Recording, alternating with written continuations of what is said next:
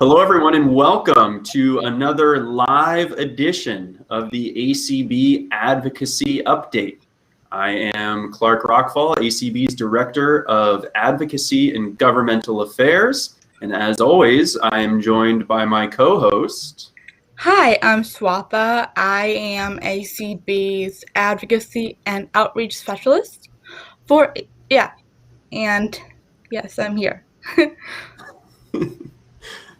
She is here, folks. So, and Swatha, today we are continuing our theme leading up to the 2021 ACB Conference and Convention. Folks, please join us at the ACB Conference and Convention this year. You can give ACB office a call, or you can check out the website acbconvention.org.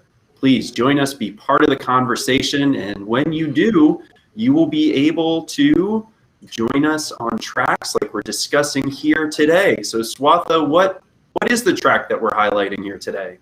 So today's theme is diversity, equity, and inclusion, and our guests today are Peggy Garrett, who is the Multicultural Affairs Committee Chair and President of Blind Pride International, Gabriel Lopez Gafati. Hey guys, how are you?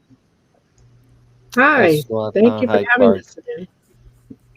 All right, and of course, a big thank you to ACB of Minnesota for underwriting the ACB Advocacy Update. In addition to being live, this will air as the Advocacy Update podcast, where folks can download and stream it via your favorite podcast player, and we will be on ACB Radio.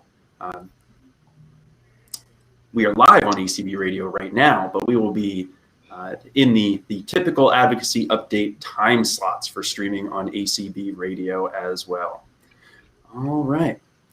So, Swatha, are we ready to jump in here? Yes, let's go. Both team ahead. Okay, yeah. So, Peggy, can you tell us a little more about the Multicultural Affairs Committee and what you guys are doing this year as advocacy work? Yes. So I really want to share with you all too, because I don't know how many people know, but the Multicultural Affairs Committee was established in 1986.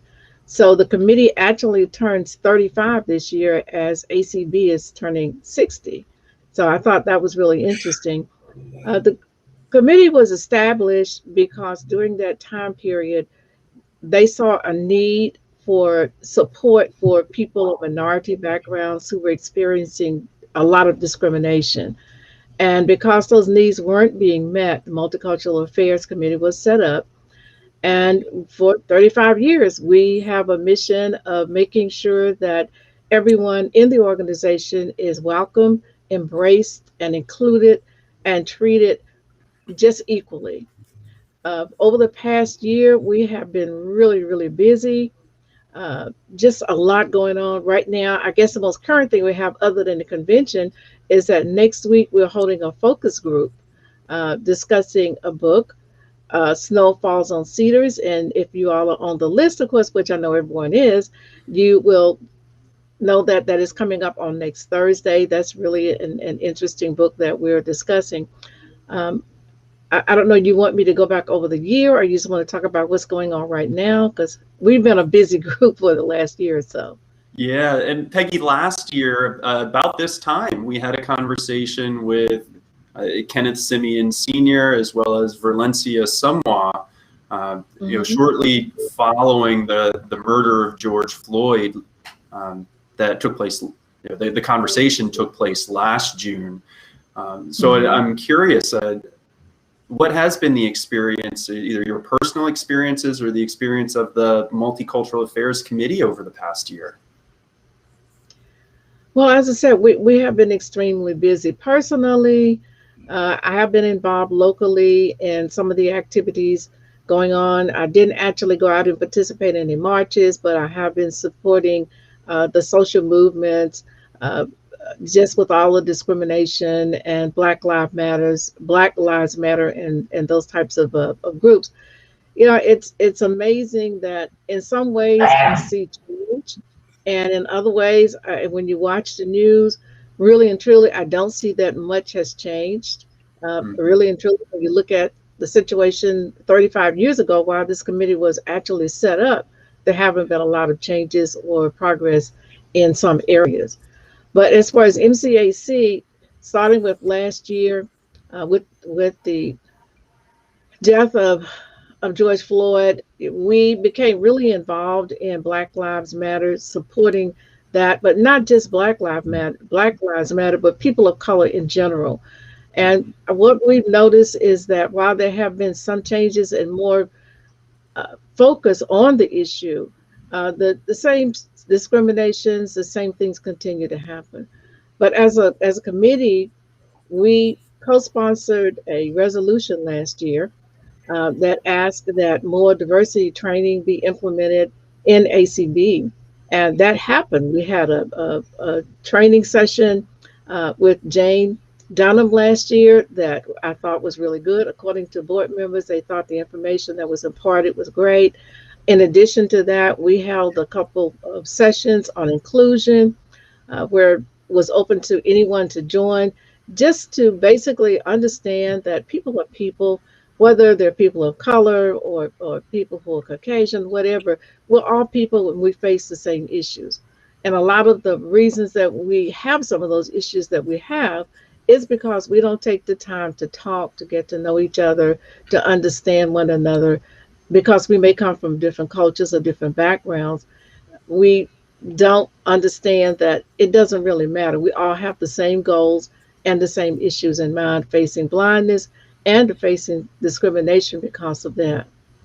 In Yeah. addition to that, we also partnered with the Next Generation with their Black History program. We work with several other groups to just make sure that everyone is included, to talk about how we can make a better, be better as a people, not just separate, but all together. Our theme this year is ACB Together. We are always trying to make a difference, reach out and make sure that everyone is included. Our mission, as I said, is inclusion, embracing people of all cultures and all diverse populations and backgrounds to make sure that they feel welcomed and that they're able to use their talents, to use their education to contribute to the organization, because the more people who are included and the more diverse, the better the organization is, the stronger we will be and be as one. Yeah, so going off of that, you mentioned diversity training in ACB, and just kind of I want to ask further, like what progress have you seen within ACB, just like from 30 different years ago until now? Like what kind of things have happened? What kind of have changed? It positive or negative? Well, starting with the sessions that we did last year after the social unrest and everything was going on, the training with the board, uh, and then of course the sessions that we did as MCAC, but also there's been more outreach from other groups to MCAC Mhm. to include us. We've outreached to other groups, and in the past a lot of that didn't happen. But I do believe that focusing on the issue, opening people's eyes to why the issue is there, the racism that does exist. Sometimes people aren't aware of what's actually going on. And what we focus on is just basically inclusion. It doesn't matter who you are. I have always felt like there are so many untapped treasures in the American Council of the Blind. There are people who have so much to offer, but they're out there. They're not being encouraged. Some of them are not comfortable to step up and offer for fear of being rejected. So it's a two-way street. People have to step forward and offer their talents, but then those who are in leadership positions have to be willing to be open and receptive. And I do see that that is beginning to happen more than it has in the past. And I think that's a really a great positive step for ACB. Great, that is awesome, and it's great to hear, especially for me and my generation. Yeah, so moving towards Blind Pride, Gabe, can you tell us about the affiliate and what you guys are doing, to support the LGBT community? Sure, thank you. So, as you all know, my name is Gabriel Lopez Cafati. My pronouns are he, him, his. And just to describe a little bit for everyone, I have a shaved head and I have a light beard, wearing glasses that are amber. And I have a Pride polo shirt that has stripes all across, the colors of the rainbow. Um, and I am wearing a dark blue jacket. So, Ada, to answer your question, the our affiliate, Blind LGBT Pride International, or commonly known as BPI in the ACB family, we our primary goal is always to educate and bring awareness to the intersectionality of those of us who are blind or visually impaired members of the LGBTQ community. And we do that through outreach, support, education, and we also practice a lot of advocacy. We are primarily an advocacy organization, and we were incorporated as a special interest affiliate of the American Council of the Blind in the year 2000. So we're 21 years old this year. And along the course of our history, we started off with a different name. Back then, we were known as B-Flag, which was Blind Friends of Lesbians and Gays, which in 2009, we decided that we needed a name that was more encompassing and more representative of what we actually do. And primarily we're blind, but we're proud members of the LGBTQ community. And we're international because we do have members in different parts of the world, not only within the US. BPI, I like to say that BPI is a very unique organization, not only in the blind community, but in the disabled community and in the LGBT communities at large, because we are the only organization that has been established representing that intersectionality. Commonly, the disabled community has been overlooked by the LGBTQ community, and this has a historic reason for being, because the LGBT community has had its fight of its own. So prior to Stonewall at the end of the 1960s, the LGBTQ community was not visible at all. People had to hide their sexual orientation out of fear of being oppressed by mainstream, or being judged, or being deemed as whether either it be as having a psychiatric condition, or as being immoral by certain religions, or religious groups. And prior to Stonewall, people had to hide. And Stonewall was very monumental because it brought forth a lot of change, a lot of visibility for the LGBTQ community. And that's when we started demanding our voice be heard. And come along BPI, we had the same struggle. At the beginning, there was a lot of controversy with the formation or the incorporation of an affiliate that represented those of us who are blind and visually impaired members of the LGBTQ community within the ACB family. So that's how we come to that intersectionality, and we are still bringing that awareness to both communities. Bringing the awareness to the blind community that there are those of us who are LGBTQ, and on the other side, we're bringing awareness in the LGBTQ community that there are some of us who are either blind or disabled. So that's the work that BPI does. We do a lot of advocacy within inclusion, diversity, equity. We have partnered not only with our parent organization, ACB. We always have a representation at our DC leadership meetings. We also have collaborated with other organizations like the Human Rights Campaign. And we also like to have a big representation at ACB's National Convention. We have always a robust program. We also have a fall social networking event for all of anyone who wants to join us to have some fun just outside of the responsibilities of convention.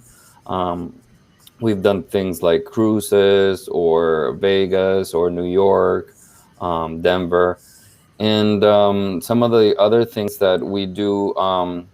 Also, have fun. Also, educate while having fun, and we've also brought forth some resolutions to the forefront of ACB to request that the NLS incorporate an LGBTQ category in the BART platform. We've also had resolutions requesting that ACB does not hold conventions or large gatherings in places that do not have an LGBTQ protection or mandate. And we've had interesting conversations like the conversation about pronouns and inclusive language, which happened last year, and it was very, very well received by ACB and the leadership. So I'm going to make a pause there just to not give everything at once in case you have other questions or comments. Yeah, thanks, Gabe. I enjoyed your personal description. I'm here with light brown hair, white male, wearing a solid medium gray shirt, and I feel slightly inadequate. Usually they say don't wear stripes on camera, but something tells me you are rocking that rainbow striped shirt with your blue jacket. I hope so.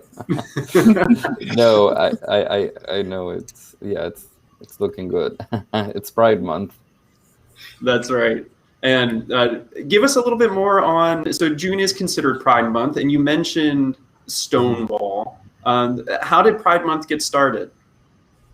So Pride Month actually got started with Stonewall, and that was last year celebrated 50 years. And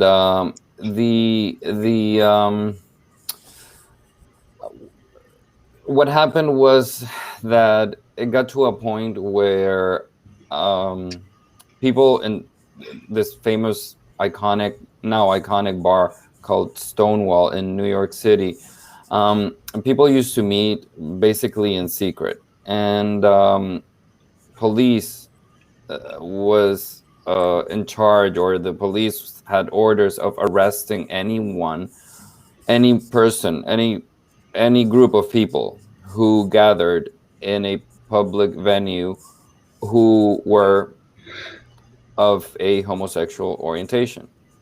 So what happened in Stonewall was basically a revolution. So the folks at Stonewall 50 plus years ago, decided to fight the police back and say, we're going to stand for who we are, and we're going to stop hiding, because we are who we are, and we're going to start to be out and about, and we're going to make society accept us for who we are. And that's how Pride was born. Because see, I like to tell people that sometimes I do have this question asked myself. Sometimes people ask me, why do you have to, we know you're gay, why do you have to wear a rainbow, or why do you have to display pride as such an important part of your personality? And I just tell people that when you haven't experienced oppression, you don't know the opposite. So pride is basically a response pride is the opposite of hiding. Pride is showing the world that we are proud of who we are.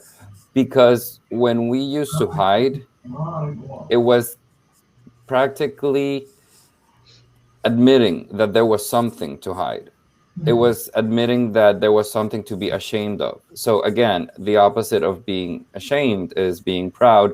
So we are proud of being who we are, and that's how pride was born. Because we like to also commemorate June, because a lot of people were, if it weren't for the courage of those folks back in Stonewall and in other places in New York City and San Francisco, we wouldn't.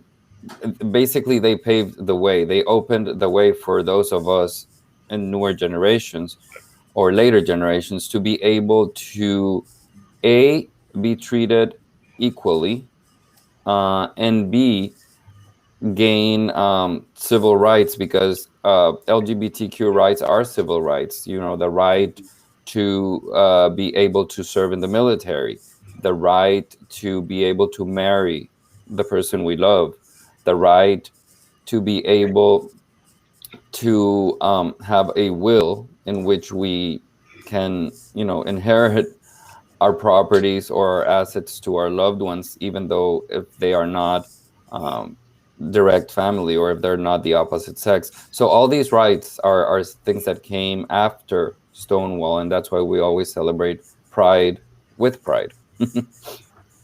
Wow. Great. Yeah. And we're certainly glad that you will be, proudly out and about celebrating 21 years of BPI at the convention this summer. Give a sense of the broad swath of programming and the different subject areas that you'll have at the convention this summer. Okay. Well, as always, near and dear to my heart, I will start, and I know, Clark, you will appreciate that. I will start with saying that we do have a couple of wine events. As always, wine tastings have become a staple of BPI. So we're going to have 3 different tracks in terms of wine, more traditional wine, virtual wine tasting, with some surprises and some incorporated new additions. We're going to have, with a collaboration, we're going to have also a session on grape to glass. And then we're going to have a dual perspective between winemakers and wine drinkers, myself or yours truly representing wine drinkers, of course. And we're also having a couple of independent films, audio description by through the collaboration of Audio Eyes, independent films that are LGBTQ in topic. And we're having some sessions on legal aspects on how to protect your partner, whether same sex or opposite sex. We have a very, very impressive show with Mr. Eric Marcus, who's a gay historian. So he's very, very happy to collaborate a third time with us, because he's done a lot of programming with us. Gay history, making gay history, and he's recently unveiled the history of the HIV/AIDS pandemic and how it affected the LGBTQ community. We're having mind-body wellness event. We're also having a sound immersion, 3D through sound. And we are having another of my favorites, is a night of opera arias in collaboration with Jason Castingway. So that's going to be very, very nice, and we challenge you to come to that one, even if you don't like opera. And I know I'm missing a couple, but we do have a couple of other educational pieces on therapy and the intersectionality of being blind and LGBTQ. Great. So just to give my description, I am a short Indian American woman. I'm pronouns are she, her, and hers, and I have wavy black hair and wearing a sparkly black headband. And I just want to ask Peggy about her convention lineup and her favorite events she's looking forward to this year. Okay, so MCAC is hosting our annual program on Sunday, which is July 18th, and it is going to be a wonderful panel of people from various cultures.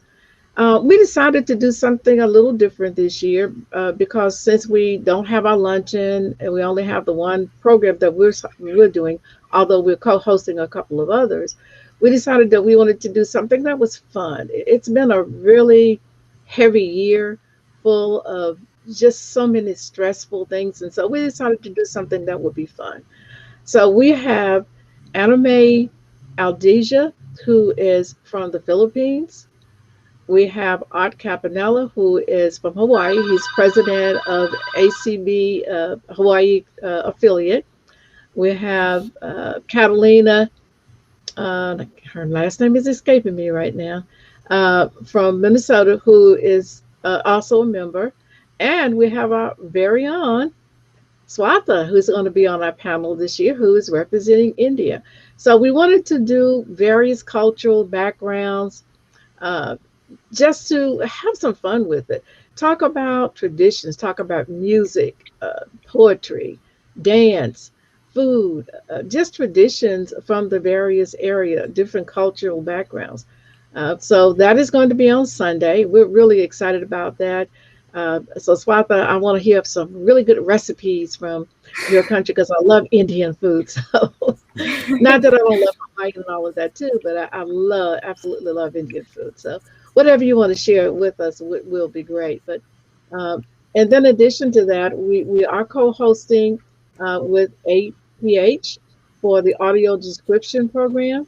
That is going to be, I believe, on Monday. I may have my days out of order trying to do all of this from memory, but they also are going to be, and it's interesting that we talked a little bit today about the descriptions and all of that, because that is one of the topics that is going to be discussed during that particular session.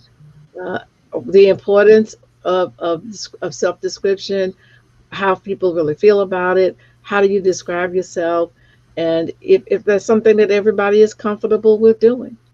We, you know, and I really hope I get a chance to participate on that call because I think that's something that I've heard both negative and positive feedback on, and we talked a little bit about it earlier today.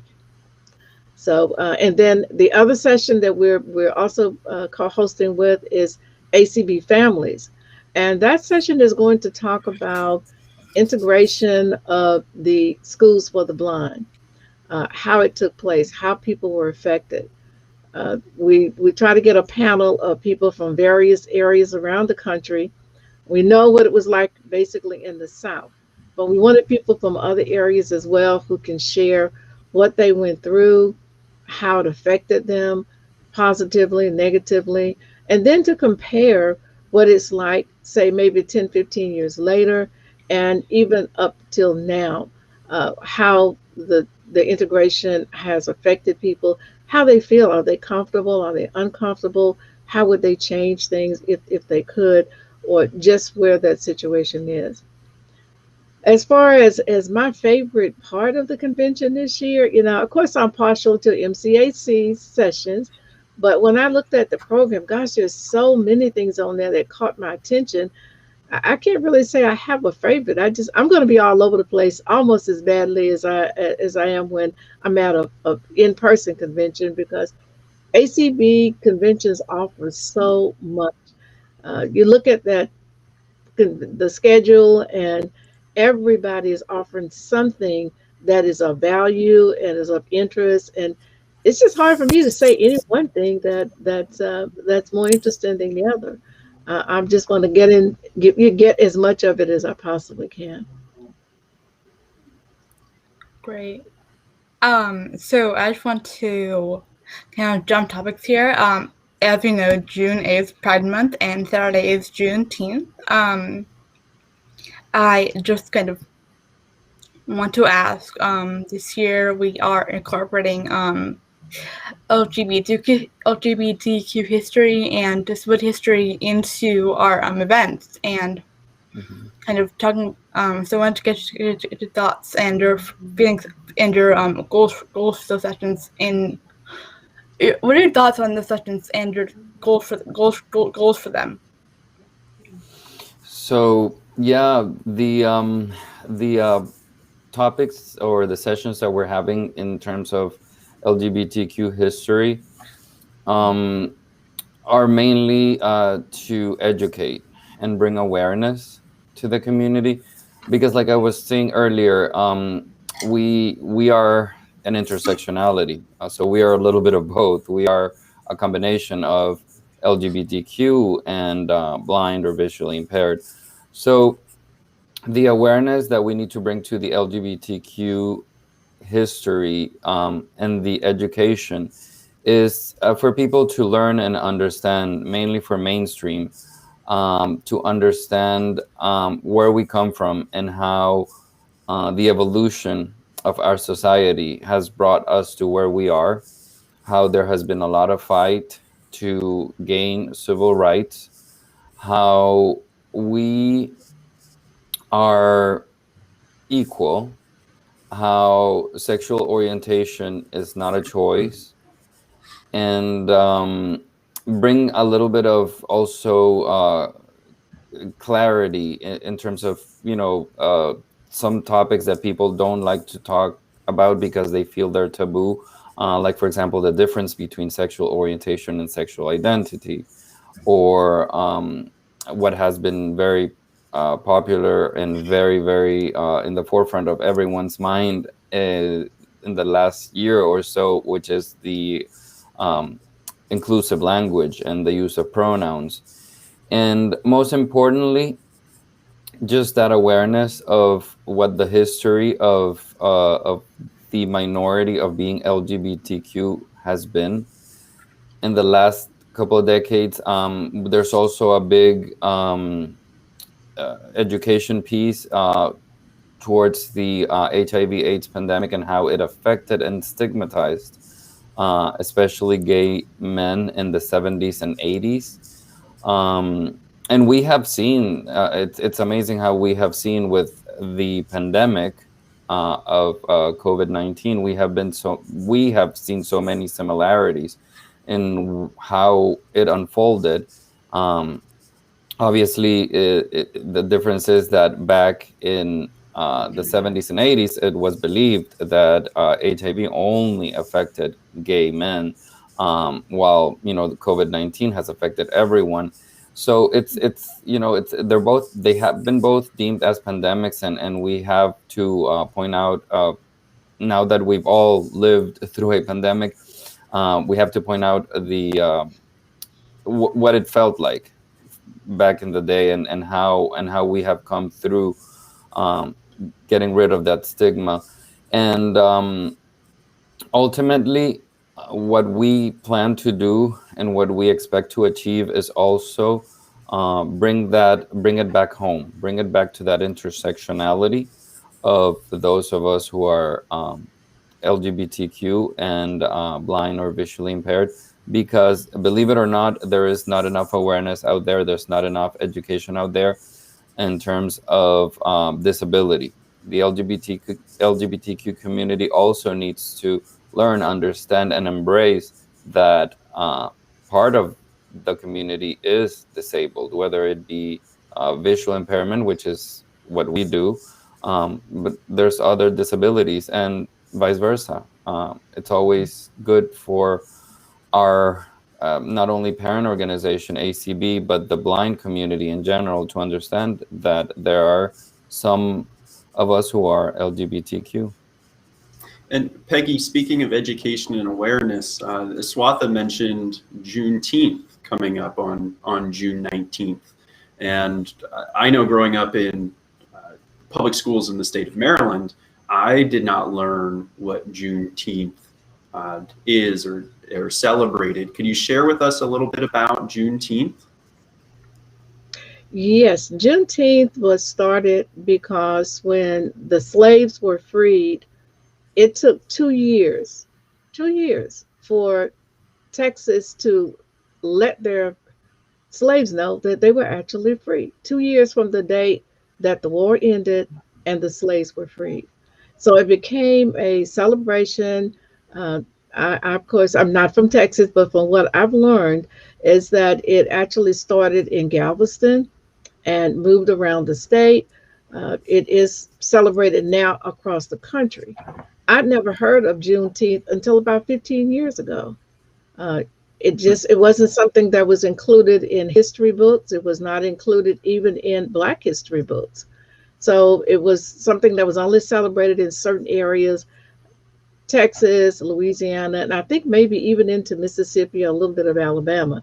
But it was not a countrywide observation.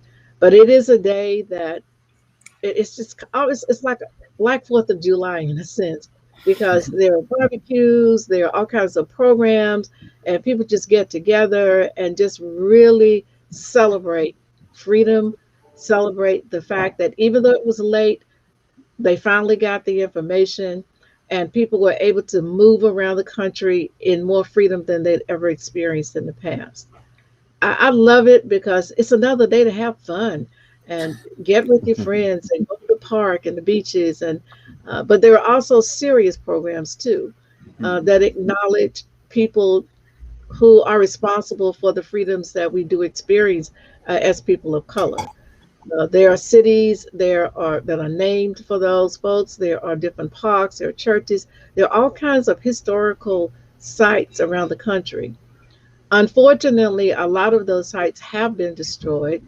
And I know you all have heard a lot about what happened with the Greensville city, where the city was just actually destroyed by fire, never to be rebuilt. Then they built a highway right through the city, and those folks were just devastated.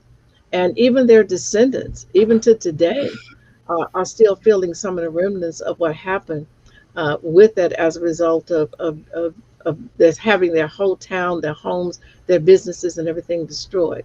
But we try to focus on the positive and remember those folks who did make contributions, who made a difference, whether it was through education, whether it was through business, or whatever contributions that they made that are encouraging our children and their children, their grandchildren, as well as our children of today to stand up, to be the best that they can be, and to be willing to just still continue the advocacy process that's in place, that's needed to make sure that our children, grandchildren experience what we have and even better.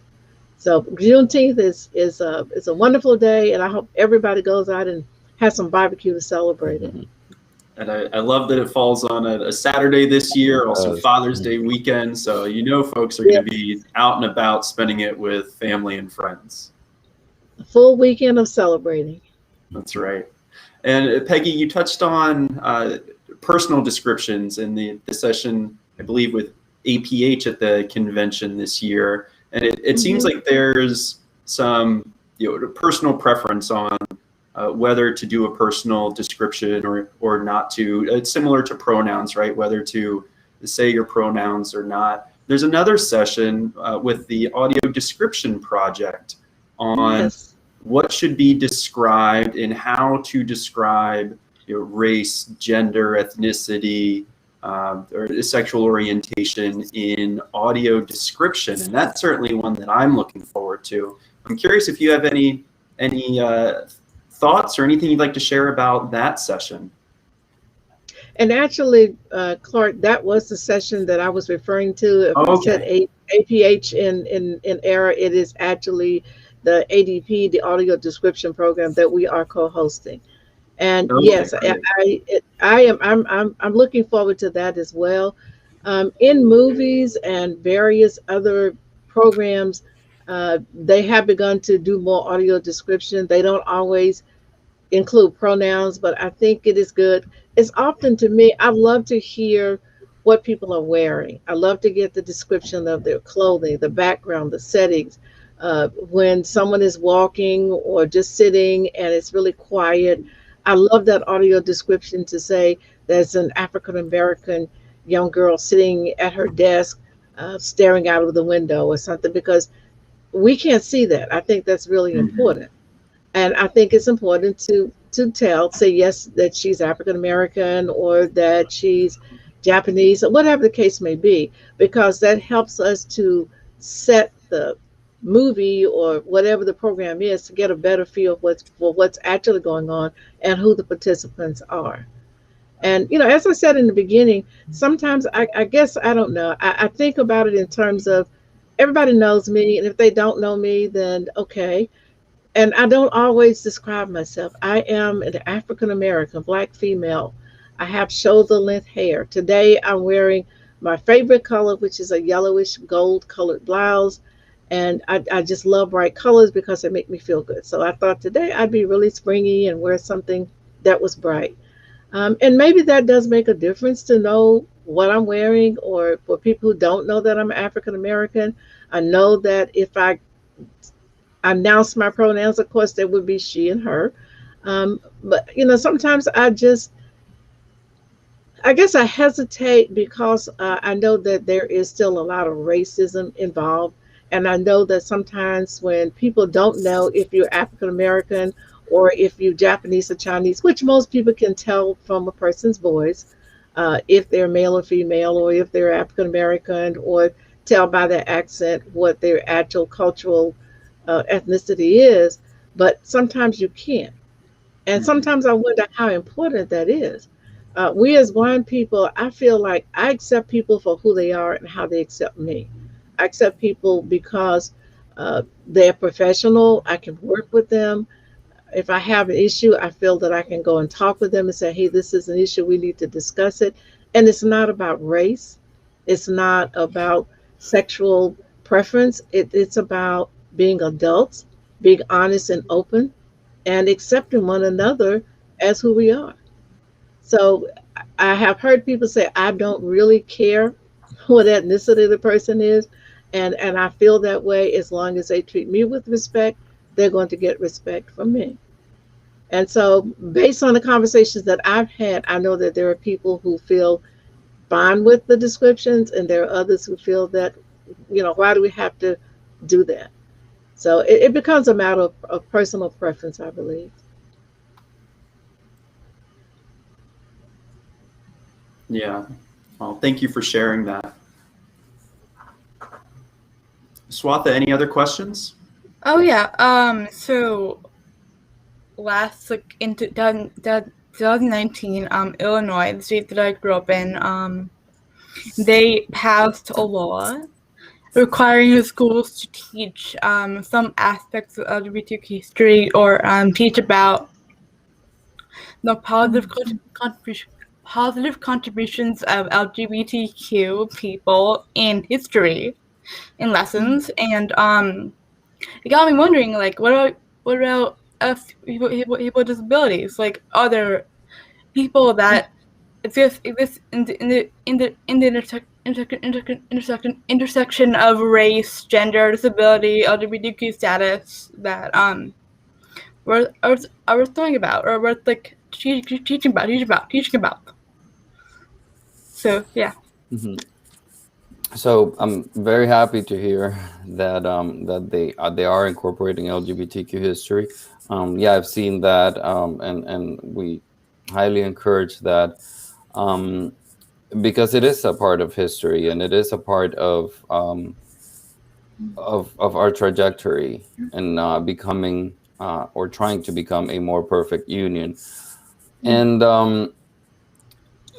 I want to say, Swatha, that I hope that, and I've said this in different celebrations of Pride Month, whether it be Pride Connection, which is our ACB radio show / podcast, and in other places where I've been asked to talk about it. I hope, honestly, without trying to, without sounding, I don't want to sound like I'm bragging, or I don't want to sound like I am lacking modesty, but I really hope that in future, people like Rob Hill, who is one of our founders, Leah Gardner, Don Brown, Harvey Miller, Harlow Peace, myself, my partner, Anthony Corona, I hope we will go down in history